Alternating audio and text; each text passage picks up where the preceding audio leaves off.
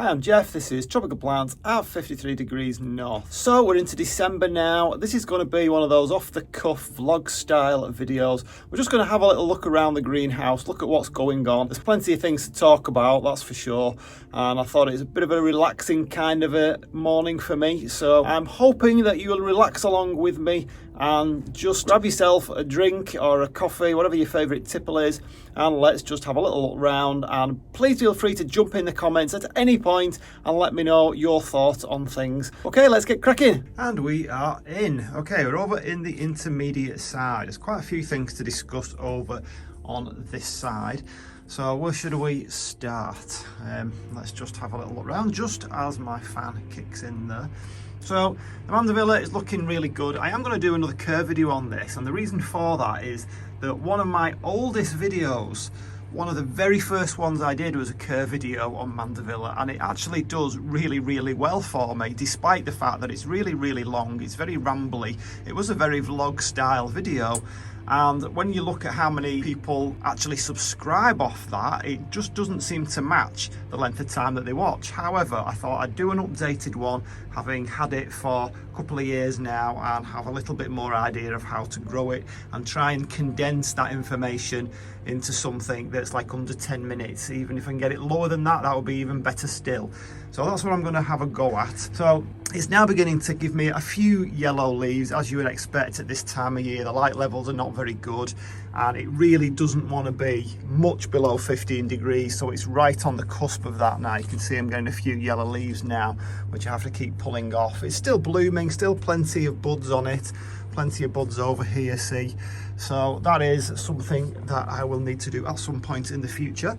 I have finally, oh, these are still looking great, these Nepenthes. This is Bloody Mary. Actually, I think this is, let me think, no, it is Bloody Mary. Ampullaria red crossed with ventricosa, not Bloody Mary, so it's a hybrid Nepenthes. But this one, which I've struggled with for a couple of years, I think it's safe to say it's completely given up the ghost now. Kohleria.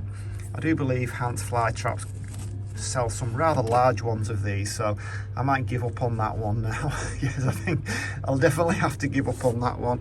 We'll just plonk it down there for processing, in other words, throwing into the compost. My Tulumnias still doing really well, much better than I actually thought they would do. We've got loads of new growth on them, so I'm hoping that we get some spikes soon on those, and then that will kind of justify the way I've been treating them. So there's lots going on down here. One thing to discuss is this large cattleya. So this one, if you've been following me for a while, I did have that in a pot the size of that one, and it was actually over here under the light, because obviously cattleyas are quite high light plants. So what happened to it, the original story was it came from a very popular online resource that we have over here from eBay. I'll not name any names, and it was a beautiful plant. It had a couple of massive flowers on it, and that was 2 years ago, and it's never flowered since. And it did actually have like a little bloom, a little bud on there at one point this year, but that blasted. So I thought, well, there's nothing lost, let's have a look what's going on. And I took it out of the pot. Originally I'd cut all the roots off because there weren't any, so what was left, they were all dead roots, cut all those off, and I put it in the large pot just mainly for stability because it's such a big plant. And basically what had happened, I mean, it was only in bark, nothing else. But the problem, and maybe some cattleya growers here can help me out, because I don't seem to be doing that well with cattleyas at the moment. So it was in a big pot, lots of bark in it. Problem with using terracotta or these clay pots, they're actually really good for stability because obviously they've got the weightiness in them. They're very good for drawing the moisture out, which is definitely a problem in a greenhouse. The cattleyas can become way too moist. This is why I only have them in bark, so you don't want something that's going to rot those roots off. But the roots had started growing down, and then they kind of stopped. So something was stopping them. There was something about that media that they didn't like. And I'm thinking that because I can't actually see what's going on, you know, it's guesswork with the watering. You don't know what's actually going on down there. And obviously the bigger the pot with no roots in it, it's not going to dry out the same. So I have not up-potted it, I have downsized the pot. So it's now in a much smaller pot. I've cut a little bit of the rhizome off just to fit it in. And I mean, I still have the same issue of not being able to see what's actually going on in there. I should take a leaf out of Ed's book. He's out forever like emptying them out and having a look. I should maybe do that a little bit more just to see what's going on. So we're starting again with that. There are some roots on it, but they're still very near the surface. They've not actually penetrated down. And I was expecting loads of roots down there all stuck to the pot, and that didn't happen. So I've moved that over a little bit just to kind of put it out the way for now. I do have this new grow light up here. There it is, and it was only £25. Now, my very recent foray into lighting and grow lighting and how complicated that is, and I've still not totally got my head around it. But at the moment, what I'm thinking is, yes, this light is nowhere near as efficient or as productive as the Mars Hydro that I have up there. However, it was a lot cheaper and it's better than nothing at all. That's my take on that at the moment. It's better than not having any light on them or any extra light. So for £25, I think that's a pretty good deal, really. Yes, if I wanted to absolutely optimize it, I would spend a lot more money on it. It seems to me like the rule of thumb with the grow lighting is that the more you spend, then the more likelihood that you are going to get something that is really efficient and that actually gives you a better spectrum. The cheaper, obviously, then the less efficient it's going to be. Maybe the more power it draws, maybe the worse the spectrum is. That's just my feelings at the moment. Again, I need to do a lot more work on that, but at the moment I'm disinclined to do so because of a lot going on health wise at the moment until I can get that sorted, if I can actually get that sorted. However, that's another story. You've not come here for that, you've come here for the plants. Plumeria still doing well, 1 or 2 leaves beginning to go now. I am reliably informed that these are deciduous and they will drop the leaves, but if I can keep them under the grow lights for a while and keep them as long as possible with their leaves, then the plan is that that will give them a really good start into the new season when the weather improves and when the lighting improves. That's the key, really. I mean, obviously, what are we now? Early-ish December, and once we actually get to 21st of December, that's going to be the shortest day, and then it's all uphill from there on. In terms of lighting anyway, the lighting will slowly improve, even though the weather outside will get worse yet. The recent video I did on this beautiful Begonia luxurians, it was quite strange really, because I actually did the video and then I came in the next day and the whole thing had completely wilted and looked absolutely dreadful. However, I have since up-potted it, so that is now in a bigger pot. Part of the reason why it was doing that is because it was just in too small a pot and it was drying out very, very quickly. I've actually put it in some coconut husk this time. I have mixed a little bit of peat-free multi-purpose compost in there just to provide a little bit of nutrition and to give it something that it's used to.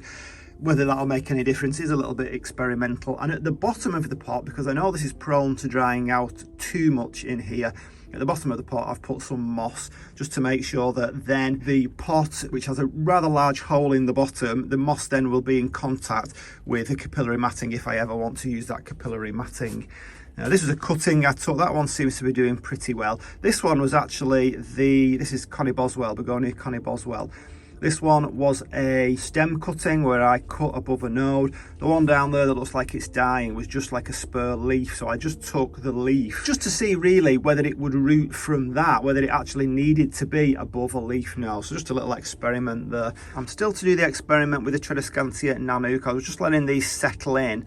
So these were the 3 cuttings that I took. I took them in perlite. I've since potted them up into multi-purpose. So now that they're beginning to grow, I may well, and I did actually film the first part of that, so that's like an ongoing one. So they will be able to be put in various places, some with as low humidity as I can actually get away with, and see if that makes any difference. But it's going to be a long-term thing because they don't grow particularly quickly. This is one of those, what is it, Syngonium? Smar gave me this, Syngonium panda. Look at the roots. This is one of the downsides of using capillary matting. The roots go through the bottom and then they spread as if they're actually in compost, and then you're left with dying roots there. Okay, so what else did I want to discuss? Okay, so take a look at this over here. So this is Aescananthus. This is Aescananthus Hot Flash. absolutely glorious, like ridiculously bright orangey red blooms there. And if you kind of look at the shape of that, it looks like some kind of praying mantis. Can you see that? Can you see that like praying mantis shape to it? I think it does anyway. It's only in a very small pot. It came as a little tiny cutting, but look at all the buds on it. So when all these come out, it's going to be incredible. And that's going to be the next one that opens up. So I bought this 25th of September 2020. So that's just over, what are we, September, November, December. So that's 15 months ago. And it's still in that little pot. And it's put all this growth on. Like the first year, it didn't put that much, no, that first year. The first 8-10 months didn't put that much growth on. All this growth has happened since about August.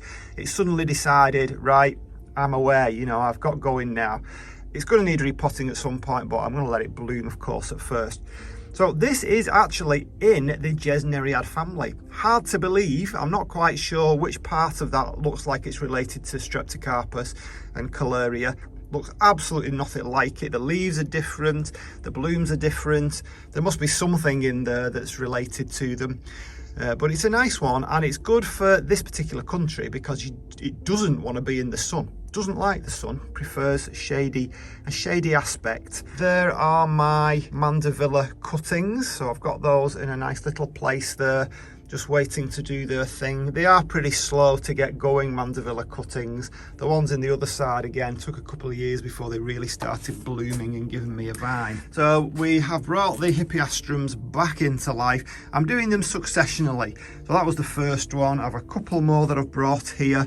That one's just beginning to pop out a few little green bits there. Not sure about that one yet. I've brought all the other ones out from under the benches and started to give them a little bit of water. They're over in the cooler side, but that might well be too cool for them at 12 degrees. They really need to come at least to 15, preferably up to 18 degrees Celsius. So let's just have a little chat about this Thunbergia. Now we've got, I mean, this thing now is all over the place. I'm just letting it do its thing, and let's see, you've got some blooms up there, there's some behind there, there's one over there. It's kind of wrapped itself right the way around that Begonia whitey eye. It's scrambling all over the place. But notice, as we work our way down the leaves, what do we get? Can you see those marks? Again, classic Spider Mite, and that gives me a problem. Now I can't actually see the Spider Mite, which is not actually that unusual for me because my eyes are not that great. I am 53 at the end of the day, and I'm short-sighted and I can't see them. However, I know that's what it does. This was always the problem with this plant in the greenhouse. As soon as you bring it in the greenhouse, in a matter of a number of weeks, we start getting the Spider Mite again. If I do it with a systemic, I know for sure that it knocks the entire plant back. And obviously that's an issue. I don't want to do that. So, you know, suggestions in the comments. I have got a non-systemic spray. I might give that a go. I've also got some Nemor, which I've never actually used yet. Maybe that's something I can do, but I'd like to do something because it's looking so good at the moment. I don't want to go and knock the whole thing back. So my gryphon is struggling a little bit. It doesn't really want to be so low, you know, 15. I know I say I got it at 15 degrees Celsius, but the problem with it in a greenhouse is it's just not that simple. You get pockets of cold here and there. The temperature can drop more quickly than the heater can actually heat it up. So that's why that's not looking that great at the moment. I did prune it back, but I'm still getting like your classic yellow leaves when it's just too cold. So whether I manage to hold on to that, I don't know. I'll probably cave in and increase the temperatures. We'll see.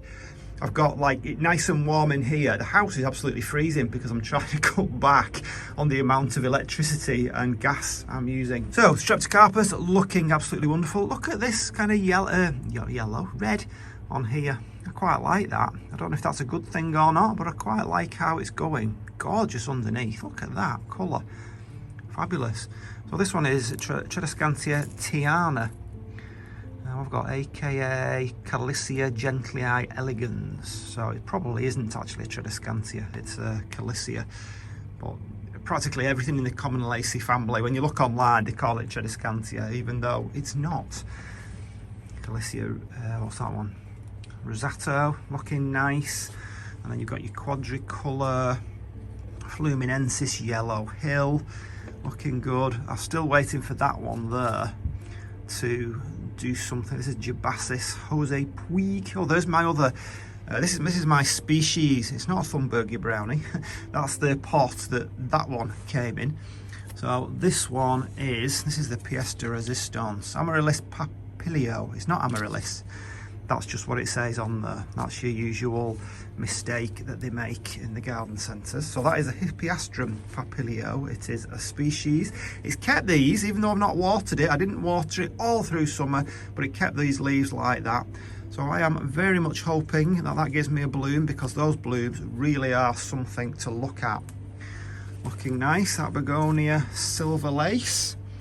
I'm a bit disappointed. So my prize-winning Habenaria Medusa, I mean, it's going over. These are supposed to last for ages. It's supposed to be quite long-lasting blooms, but mine hasn't, which shows you, I mean, the what is it, a corm or a bulb? I can't remember. But the thing, I think it's a bulb. I don't know, I'm guessing, I can't remember. I'll have to look at my video on it. But the little knobbly thing in there, you come here for advice, and what do you get? The little knobbly thing. The little knobbly thing that's growing in there is very, very small. It wasn't a large one at all. So I guess I'm going to have to keep doing what I'm doing with that for a few years yet to get that nice and large. This, I don't know if you've noticed this on your travels around my greenhouse. This is my Laelia anceps. They take forever to bloom, but it won't be long now. That's coming soon. Just notice a little bud on this cattleya. I've been saying I don't do that well, but I mean, it'll only be one bud. It's not going to be anything spectacular, is it? I mean, I have another cattleya here, which is done okay, but I'm going to say it's done okay. I've not killed it. That's my definition of done okay. I have another little experiment going on here. Again, I've filmed the first part of it. I'm just waiting for something to happen. What I don't want to do is film part of an experiment, show you that, but not give you the payoff. Do you know what I mean? I want to actually show the whole thing, start to finish. So I've got a number of things like that. They'll probably all come into fruition at the same time. So we've got Tradescantia fluminensis blushing bride, Fluminensis albovitata, and over there albiflora sweetness. So 3 different ones, but they all bought from like little tiny cuttings, and they were all potted in pure coir. It was a very fine coir. It was that canna stuff, canna coir, which supposedly has some nutrition in it as well. And what happened was there were loads and loads of roots underneath, but hardly any top growth. Like, look at that, nothing, hardly anything. That one actually had the most roots, but no top growth. Now, I know we're getting, we're approaching winter very quickly, and I know these things don't grow that well when you get to these lower temperatures and lower light levels. However, they're just off the scale too slow. So I thought, right, well, I'll pot them up into some multi-purpose and see if there's like a marked difference over the next month or so. So I only did that about a week ago, so I'm waiting to see what happens over that. I've talked about the Kohleria before. I have 3 here. I've one there, a sad one over there, and a medium one there. So I keep forgetting to water them, which isn't helping. But what I need to do with these, I've just done it with that one over there. That one over there, I've just chopped it right back. I've left those dying leaves. However, I expect that to pop up with some new ones pretty soon. You can prune them right back. This one was done a number of weeks ago, and it's now brought these new leaves on. Providing you're keeping it over 15, it will keep coming. So that will bring some new growth on, and that will probably flower early next year. This one, perhaps it could do with another little trim back, because I don't like these old leaves on it. I prefer to encourage these younger, stronger leaves on it, so that needs a little bit of attention. My Zygopetalum, another one that's beginning to show me that it's not that happy at the moment, although a couple of the leaves there have died off. It's sending another shoot up here, so hopefully we'll get some new growth on that. But it's kind of, it's not improving year on year. It's just about limping along. I did get some blooms on it last year, but I'm suspecting that once I get this coming on it, it probably skip a year. I'm also starting to think about these things slightly differently in terms of, and the same with Miltoniopsis really, start treating them like you would a bunch of flowers. I mean, I would buy a bunch of flowers, well, I wouldn't buy a bunch of flowers, but one would buy a bunch of flowers and expect them to last a week, a fortnight if you're really lucky. And that will be even more expensive, because they usually are, they're even more expensive than buying yourself something like an orchid like this, that will give you at least a couple of years. And even if at the end of that time it heads south and it dies off, well, you've certainly had your money's worth, haven't you? And that's the way I'm trying to think of these things. Of course, I really want to create the conditions where they will grow really well and thrive. But because I'm growing so many genera in this greenhouse, it's not going to be possible. I'm always going to struggle with some plants which have very specific needs, unless I was to change the conditions so that they totally matched, you know, the in the wild conditions that they thrive in. But that would mean I could only grow that kind of plant, and that's the dilemma that I was facing. So I'm just trying to treat it slightly differently. I'll be a little bit more philosophical about it. So I think that's all on this side. Let's go and have a look what's going on over there.